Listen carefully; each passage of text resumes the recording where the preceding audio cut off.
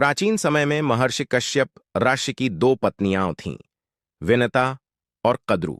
कद्रु नागों की माता बनी और विनता के गर्भ से दो पुत्र हुए, अरुण और गरुड़।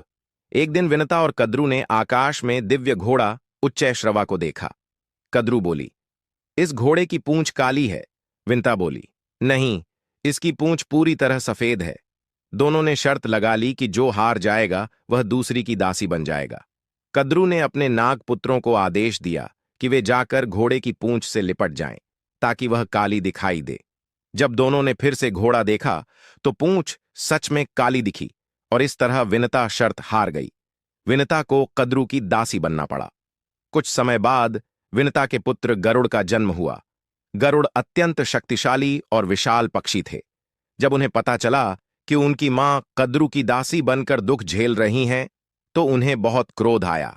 गरुड़ ने नागों से कहा, मेरी मां को मुक्त कर दो। नागों ने कहा, अगर तुम देवताओं के पास से अमृत लाकर हमें दे दो तो हम तुम्हारी मां को आजाद कर देंगे। गरुड़ अमृत लेने देवताओं के लोक पहुंचे। वहां उनका सामना देवताओं से हुआ और भयंकर युद्ध हुआ। अंत में गरुड़ ने अपनी शक्ति से अमृत कलश प्राप्त कर लिया।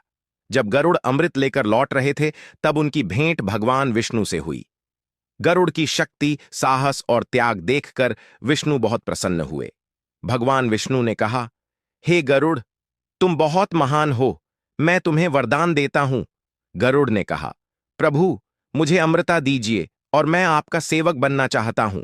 भगवान विष्णु ने गरुड़ को अमृता का वरदान दिया और कहा, आज से तुम मेरे वाहन बनोगे और सदा मेरे साथ रहोगे। इस प्रकार गरुड़ भगवान विष्णु के वाहन बन गए। गरुड़ ने अमृत का कलश नागों के सामने रख दिया, लेकिन कहा कि पहले स्नान करके आओ। जब नाग स्नान करने गए, तब देवराज इंद्र अमृत वापस ले गए। नागों ने अमृत पाने के लिए उस स्थान की घास छांटी, जिससे उनकी जीभ दो भागों में बट गई। इसलिए कहा जाता है कि सांपों की जीभ दो फांकों वाली होती है।